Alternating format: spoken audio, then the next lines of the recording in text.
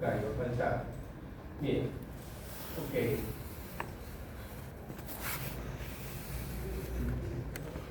Tendrá chance en su examen parcial, le dicen que va a tener una pregunta adicional o dos preguntas adicionales por 2 puntos. ¿Ya? Dígale que tiene que prepararse para un plus adicional el día del parcial, para que con eso complete también sus 5. ¿Ok? Así, 5. ¿No? Listo. Gratitud de Wilson. Listo. Wilson es grato. Bien, entonces, bueno, miren con mucha atención lo que ocurre aquí. Demos clic aquí en tabla 1. Y esto es lo simpático del programa Stata. El programa Stata ya ha preparado la tabla. Esa tabla se podría llevar ya dándole unos toquecitos a la tesis y así se podría presentar el modelo. Pero antes de eso nos toca decidir. ¿Ya? Antes de eso nos toca decidir. Ese es el examen parcial. Miren, la primera columna es el modelo estimado por efectos fijos. La segunda columna es el modelo de efectos fijos corregido por mínimos cuadrados generalizados factibles.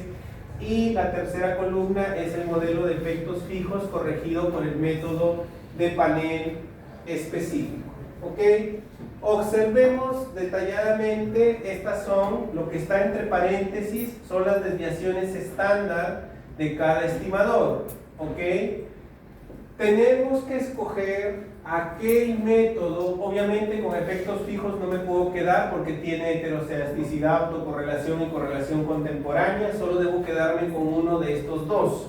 Con el método que me quede es con el método que en lo posible genere los estimadores más eficientes posibles. ¿Qué significa los estimadores más eficientes posibles? ¿No? Que tengan la menor varianza respecto o la menor desviación estándar respecto al original. Si observamos el método de efectos fijos, mínimos cuadrados generalizados factibles contra panel específico, 519, 449. Aquí el mejor es este método para la inclusión. Acá, para el PBI, 015, 0179. Aquí este es el mejor. 0944, 10. Este es el mejor. 0124, 0127, este es el mejor. 0129, 0133, este es el mejor. 0325, 0384, este es el mejor. Este sería el método que elegiría, pese a que un estimador tiene mayor varianza, pero consigue en la mayor cantidad de ellos reducir la desviación estándar. Y esta estimación, se aprecian, es mucho más eficiente que la de acá porque esta tiene desviaciones estándar más altas. Entonces el método que elijo en este caso es el método de mínimos cuadrados generalizados, porque es el que genera los estimadores más eficientes. Recién con ese modelo es que podría hacer mi análisis en la tesis de resultados y empezar a redactar. Recién con ese modelo. ¿Ok? Con el modelo de acá, porque es el que genera menores desviaciones estándar respecto a efectos fijos, ¿no? Es el que genera las menores desviaciones. Las desviaciones estándar están entre paréntesis, ¿sí? ¿Ok? Bien. Entonces, como elegimos este modelo, este es el que lo elegimos, con ese modelo puedo hacer mi tesis, con ese modelo ya puedo interpretar. Solo me falta una última cosita a evaluar. Lo último que tengo que evaluar, ¿sí?, es particularmente el análisis de normalidad. Pero ojo, antes les voy a mostrar una tabla más simpática que también se puede construir en Stata. Yo puedo empezar a construir una tabla en la que voy corriendo cada variable dependiente, empiezo primero con la inclusión y se van agregando cada una de las variables del modelo, ¿sí?, hasta llegar al modelo completo. Y luego le puedo agregar los resultados del modelo completo, pero de la corrección que he elegido, mínimos cuadrados generalizados, y con AORECTUD puedo presentar esa tabla simpática. Miren lo que va a ocurrir. Ejecuto todo, ¿sí?, y voy a la tabla 2. Esta es otra forma también que tengo yo de presentar mis resultados. Le muestro al jurado Mira el modelo para que veas cómo empieza con la primera variable su coeficiente, ingresa a la segunda, ingresa a la tercera, ingresa a la cuarta, ingresa a la quinta. Este es el modelo completo. Aquí están sus desviaciones estándar, pero ves que el modelo corregido es el que logra mejores desviaciones estándar, mucho más bajas que las de efectos fijos.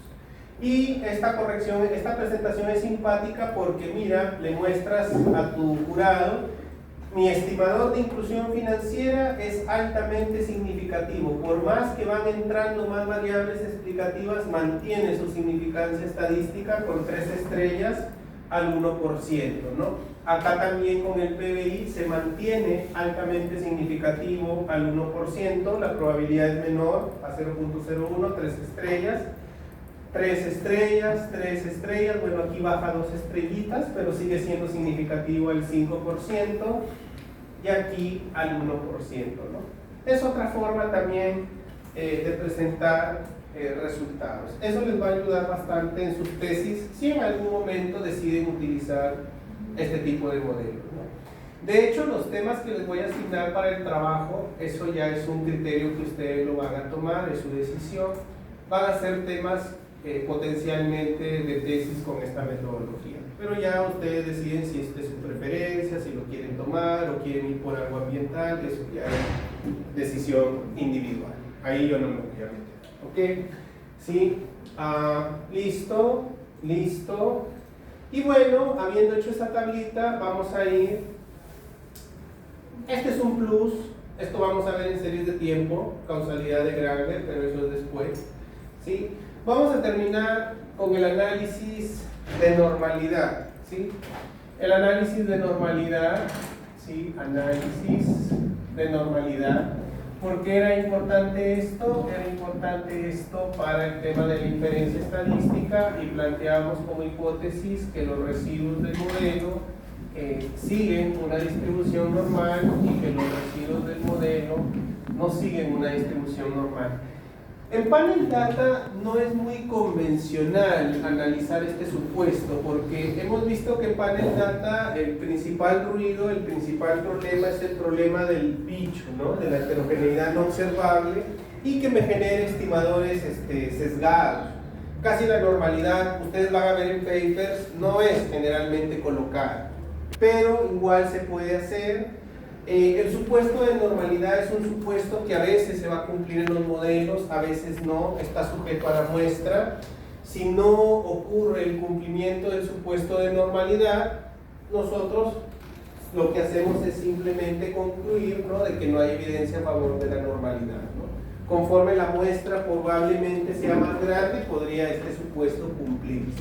Bueno, vamos a ver si existe normalidad. ¿Qué es lo que hacemos? Estimamos nuestro modelo que hemos escogido, el corregido por mínimos cuadrados generalizados factibles. Predecimos el valor de Y, el valor estimado de la pobreza, con este nombre, X beta. Generamos los errores, como vimos en econometría 1. ¿Quiénes eran los errores? La variable original, que es la pobreza, menos su valor predicho. Y con esos errores hacemos 3 tests: el test de Hacker-Vera, el test de Shapiro-Wilk, el test de Shapiro-Francia, y vamos a ver qué resultados hay. Pregunta: ¿quiénes son los mejores tests para evaluar normalidad? Generalmente son el Shapiro-Wilk y el Shapiro-Francia. ¿Cuál es el problema del Hacker-Vera? El problema del Hacker-Vera es que es un test que, según la crítica, no tiene mucha potencia estadística cuando las muestras son pequeñas. En cambio, Shapiro-Wilk y Shapiro-Francia son potentes estadísticamente, independientemente del tamaño de muestra. Pero eso es para que lo conozcan, ¿sí? En el examen yo más que todo me interesa evaluar, que vean si se cumple la hipótesis de normalidad o no. Entonces corremos esto y ejecutamos los 3 tests, ¿no? Ejecutamos los 3 tests simultáneamente y hemos obtenido estos resultados, ¿sí? ¿Qué concluimos, no? Este modelo es casi, parece mentira, ¿no? Este modelo fue hecho con un chico de la UPAO, fue un tesista mío hace años en pandemia, que trabajamos con él. Y fue muy sorprendente poder construir casi un modelo, digamos así, perfecto, porque logró superar los problemas de multi de bajo grado, controló la hetero, controló la autocorrelación y logró también el cumplimiento de la normalidad, ¿no? ¿Por qué se cumple la normalidad aquí? Porque en todos los test la probabilidad es mayor al 5%, lo que se hace que se acepte la hipótesis nula, ¿no? Entonces, ¿qué decimos? En todos los test, ¿no?, la probabilidad, ¿no?, es mayor al 5%, por lo tanto se acepta la hipótesis nula y se concluye que los residuos del modelo, ¿no?, siguen una distribución normal.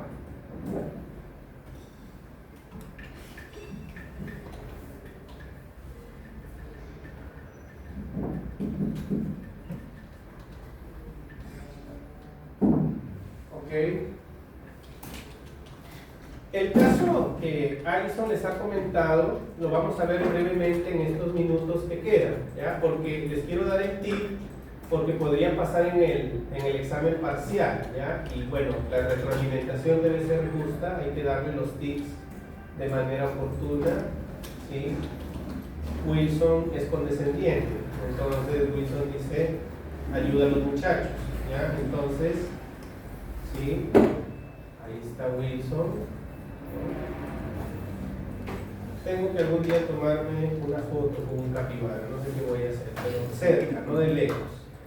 Bien. Y rascarle la pancita también, ¿no? Entonces, particularmente, ¿no? Es un sueño que tiene Daniel, no sé cómo voy a hacer, pero un poco difícil de cumplirlo de repente, pero veremos qué pasa. O sea, acá hay, pero él quiere cogerlo, rascarle la panza y tomarse una foto. No sé si se pueda lograr eso acá. Bien, ok.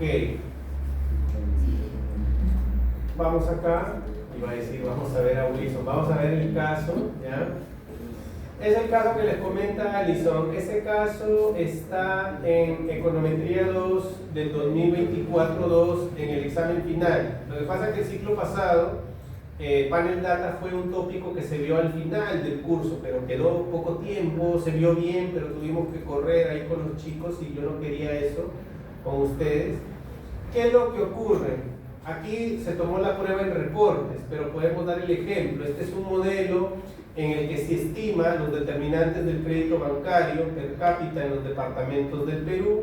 Esta es la especificación teórica, se presenta la especificación econométrica y empezamos a revisar nuestra hoja de ruta.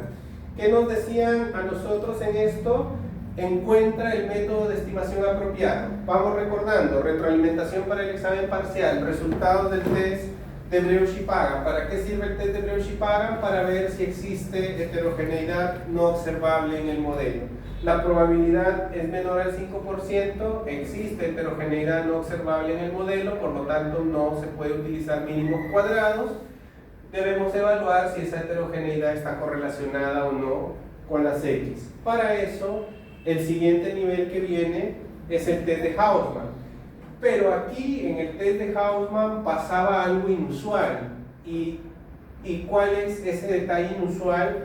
Que usualmente, valga la redundancia, en el test de Hausmann, la chi no sabe ser negativa.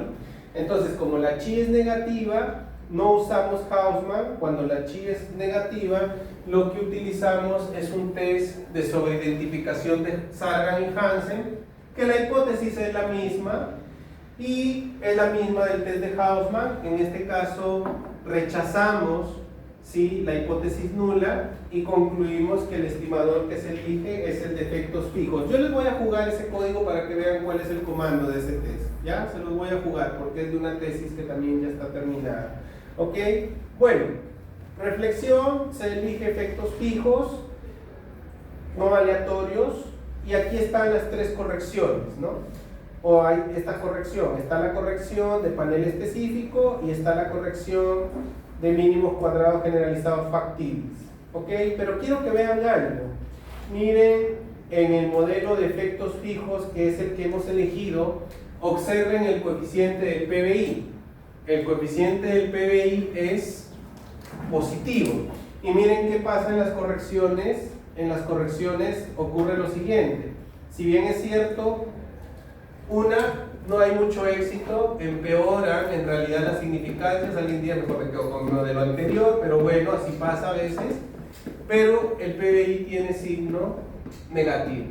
Eso es inconsistente porque ya hemos visto que previamente su relación es positiva. Entonces, no me va a servir ni mínimos cuadrados generalizados factibles, no me va a servir tampoco panel específico.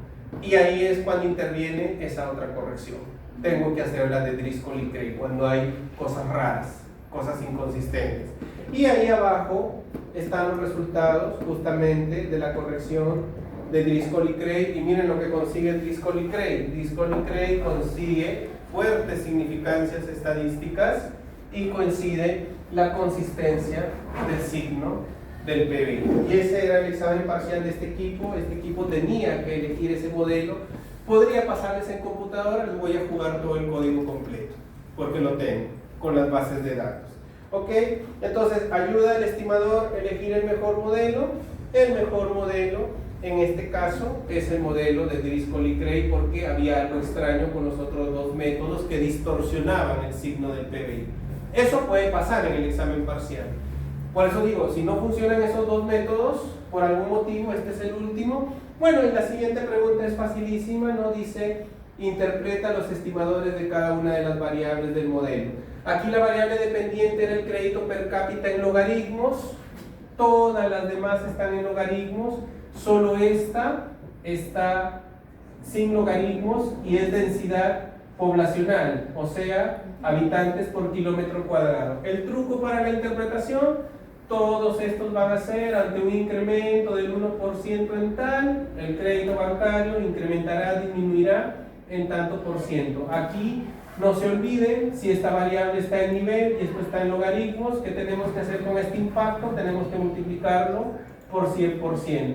Ante un incremento de la densidad poblacional en una unidad, el crédito bancario per cápita se incrementa en por 100, 0.23%.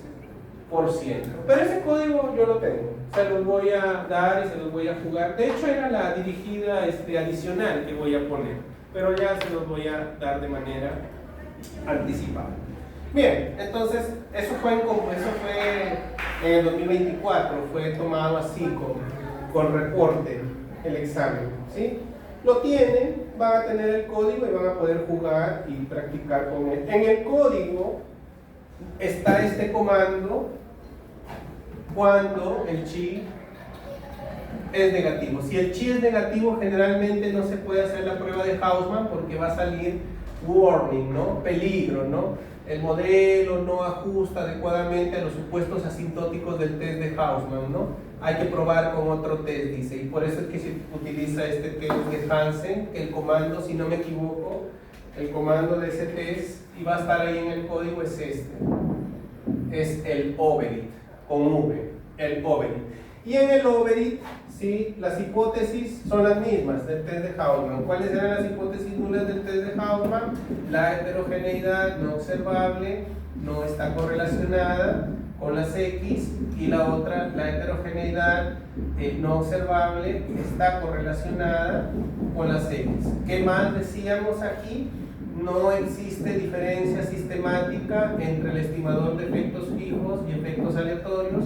Existe diferencia sistemática entre el estimador de efectos fijos y efectos aleatorios. Si ocurre lo primero, que utilizaremos efectos aleatorios. Si ocurre lo segundo, que utilizaremos efectos fijos. ¿Ok? También pueden haber preguntas conceptuales en el examen parcial. Podríamos decir, Jocelyn te podría decir, por ejemplo, coméntame cuál es la hipótesis nula en el test de Hausmann, coméntame cuál es la hipótesis nula en el test de Breusch-Pagan, coméntame cuál es la hipótesis nula en el test de correlación contemporánea, coméntame cuál es la hipótesis nula en el test de autocorrelación, en el test de heterocedasticidad, ¿sí? Estemos preparados para eso. La última práctica dirigida, de hecho, va a tener ese bombardeo, va a ser una práctica que les va a dar tics en cómo les voy a preguntar, ¿no? Yo te puedo pedir una estimación de efectos fijos, te puedo decir Demuéstrame si en esa estimación de efectos fijos los estimadores obtenidos son eficientes. ¿Qué vas a tener que hacer? Prueba de heterocedasticidad para ver si hay eficiencia. Demuéstrame si las heterogeneidades observables son independientes. ¿Qué tienes que hacer? Test de correlación contemporánea. Demuéstrame si los errores del modelo son independientes. Eso es autocorrelación. Tienes que hacer un test de autocorrelación. Entonces esa dirigida que cuelgue mañana en la noche o el domingo al mediodía, lo único que va a tener es este caso, que les voy a jugar el código y la data completa, y como una miscelánea de qué preguntas tipo puedo hacer, para que ustedes tengan claro a dónde llama. ¿Ok? Y justamente para aprovechar estos últimos 9 minutos, nos vamos 10 y 15, solo algunos tips y recordatorios en la práctica dirigida que he colocado, ¿sí? Particularmente aquí, ¿no? Unos últimos tips puntuales, ¿no? Aprovechar que están grabando, ¿no? Bueno, esta primera parte la hemos resuelto, ¿no? Está resuelto, es con la data que hemos trabajado en clase. Hay algunas cositas ahí complementarias, ¿sí? Tarea, prueben estimando el modelo en diferencias, ¿sí? Prueben eso. Si no lo tienen, me escriben pues hasta un día, hasta 2 días pues antes del examen parcial para jugarles el código. Sí, es muy puntual. Siguen habiendo cositas, R cuadrado, obtener matriz de correlaciones, algunos comanditos, obtener tasa de crecimiento, obtener estadísticas descriptivas, ¿no? Interpretar el R cuadrado, qué me puede decir de la significancia individual y global, son preguntas de econometría 1. Después hay una preguntita ahí que dice, haz un gráfico de dispersión, un scatter entre la variable dependiente con cada una de las explicativas, ¿no? La interpretación de los estimadores del modelo, ya son cositas que ustedes conocen de econometría 1. Esta es una pregunta tipo que podría ser de todo el armazón. Yo podría decirte esto nada más. Mira, ahí está este modelo. Responden esta pregunta. ¿Existe evidencia de heterogeneidad no observable en el modelo? ¿Sí o no? Hay que hacer el test de Breusch y pagan. Segunda pregunta. ¿El método de estimación apropiado para este modelo es MCO? Depende del resultado del test. Depende. ¿Ok? Bien. Siguiente. Son nuestras preguntas favoritas en clase. Empezamos por la segunda, que es la más fácil. Lo primero que hay que identificar es qué tipo de modelo es este. Este es un modelo de variable exógena rezagada finita. Como es finita, hay que utilizar el polinomio de Almond. El polinomio de Almond tiene 2 pasos. Primero, debo encontrar el retardo óptimo y luego el grado óptimo del polinomio. Aquí está fácil, ya no necesito encontrar el retardo óptimo porque ya me están diciendo que el modelo tiene 16 rezagos. Solo debería utilizar el programa del grado del polinomio. ¿Y qué grado del polinomio escojo? Aquel que hace que el grado sea estadísticamente significativo. Y con ese calculo el multiplicador de corto y de largo plazo. ¿Ok? Eso es facilísimo. La 3.1 también es facilísima. Es un modelo, cambia la lógica. Es un modelo ahora de rezagos o de variables rezagada exógena, pero el retardo es infinito. Hay que utilizar la transformación de Coy. Hay que transformarlo y vimos en clase que este modelo al final transformado, ¿en qué terminaba? Terminaba en un modelo de variable endógena rezagada. El modelo de variable endógena rezagada podrá estimarse por mínimos cuadrados ordinarios si no existe autocorrelación. Si existe autocorrelación, hay que utilizar el método de variables instrumentales o mínimos cuadrados en 2 etapas. Eso deben practicar. ¿Ok? Pregunta 4, un tipo de pregunta que definitivamente es cantidad, ¿ya? Porque las preguntas tienen 3 niveles: básico, intermedio y avanzado. ¿Ok? Entonces, esta es una de tipo básico, ¿sí? ¿Ok? Las avanzadas generalmente son las que yo ya suelto a capela. Quiero ver cómo están familiarizados con terminologías, ¿no? Prueba si las heterogeneidades son independientes. Te voy a dar, ¿cómo se dice? La revelación, pero tú tienes que saber qué hacer, ¿no? Ya es un poco forzar a la internalización de los conceptos. Esta es muy rápida, está en Stata. Dice, deriva matemáticamente el multiplicador de corto y largo plazo de cis del modelo estimado en 4.1. Pido primero que estimen esto en Stata y derive el multiplicador de corto y largo plazo de cis, ¿no? Escribe tu procedimiento en el do-file. Aquí hay dos formas de responder esto. Alguien ingresa en máxima la forma funcional y rápido, con 2-3 sustituciones, deduce que el multiplicador de largo plazo es beta entre 1 menos tita. Sin embargo, alguien podría decir, en clase ya demostramos que el multiplicador de corto plazo para este tipo de modelo es beta, el valor de beta es tanto, y el de largo plazo está dado por beta entre 1 menos teta. Demostrado, no tengo por qué hacerlo, ¿no?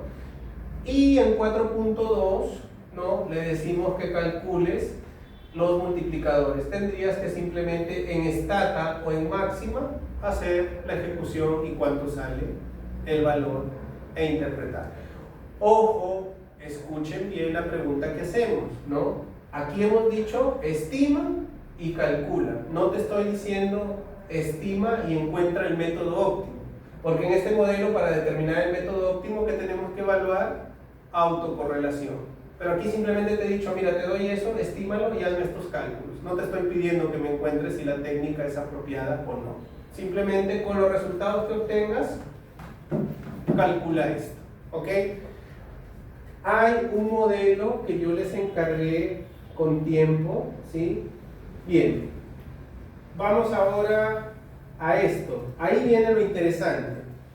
Se podría decir que mínimos cuadrados es el método de estimación más apropiado. ¿Por qué? ¿Qué tendríamos que hacer con ese modelo? Ese modelo está en Stata. Tendríamos que evaluar el test de Bose-Pierce y de Breusch-Goffrin en Stata, ¿sí? Con los comandos de Stata, y el test de Ludwig-Waxon con el comando de Stata, ¿sí? ¿Qué pasa si en el examen parcial me pongo nervioso y no me acuerdo de los códigos de Stata? No hay problema. Puedes la data de Stata copiarla y pegarla en un archivo en eViews y hacerlo en eViews. Está permitido. ¿Sí? Yo no me acuerdo, me bloqueé cómo es el comando el H de Durling, no he ensayado en Stata. Por favor, yo estoy ahí, soluciona el problema. ¿Qué es lo que vas a hacer? Copia y pega la base en un eViews rápido. No hay problema. Y hazlo en eViews si estás más familiarizado con eViews. Y el otro es el test de Hausman, que hicimos un ejemplo en clase, ¿no? Que teníamos que enfrentar al de variables instrumentales contra MCO. De hecho, Fran les ha hecho un tutorial sobre eso. ¿Ok? Vienen casitos de este tipo. Y ahí voy terminando. Ojo, ustedes tienen que practicarlos completo, pero yo en el examen parcial podría decirle a alguien, ¿sabes qué? Dime si la primera ecuación con la condición de orden está identificada o no está identificada y por qué método la estimarías. Solo por la condición de orden. Eso significa que no hay que hacer rango. Solamente debemos saber cuántas restricciones tiene la ecuación. ¿Ok? Es muy puntual. Estas que están aquí abajo ya son ejercicios muy estándar. Eso sí, de todas maneras lo pedimos. Este es un modelo de variables, de expectativas adaptativas. Estoy diciendo si este modelo transformado me da esto. Eso sí lo tienen que probar aquí en pizarra. ¿Ok? Es un ejercicio bien pequeño, bien rápido.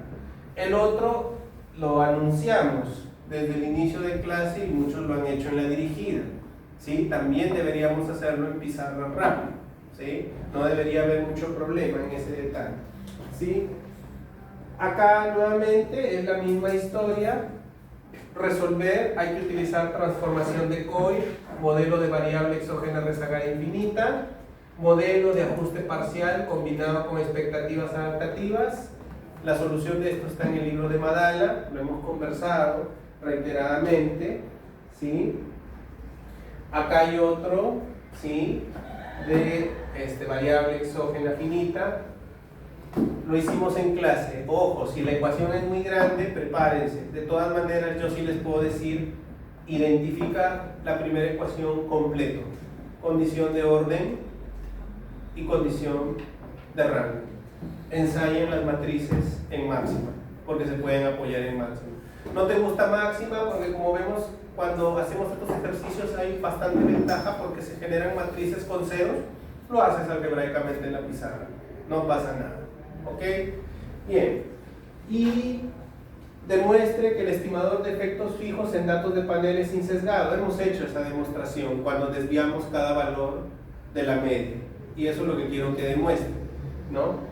Demuestre en datos de panel que un problema es las diferencias. Hicimos esa solución, pero tú me vas a demostrar y yo te voy a decir, ¿por qué corriges eso? Porque vimos que al diferenciar se eliminaba la heterogeneidad no observable. En efectos fijos vimos que cuando desviábamos del promedio se eliminaba el bicho, ¿no? Entonces, eso, ¿por qué has hecho eso? Murió el bicho, puedes decir, ¿y qué significa que esté muerto? Ah, bueno, tal cosa, ¿no? Facilísimo, para sacar 25, no 20, sino 25. Bien, deseo que Dios les dé mucha prosperidad en esta semana. Hagan ejercicio, por favor, salgan a trotar unos 30 minutos, si no su organismo no va a tener oxígeno, lo van a desgastar. Tienen que estar libres, no tienen que venir cargados de amanecidas, tienen que también liberar un poco. Bien, ahí nos quedamos. Mañana tienen clase con Fran. Atiendan a Fran mañana porque Fran va a recapitular lo que yo he hecho hoy con otro caso. Creo que había una pregunta, Jimena. Ok. Sí, eso es todo por hoy. Gracias. Pueden guardar sus cosas. ¿Sí?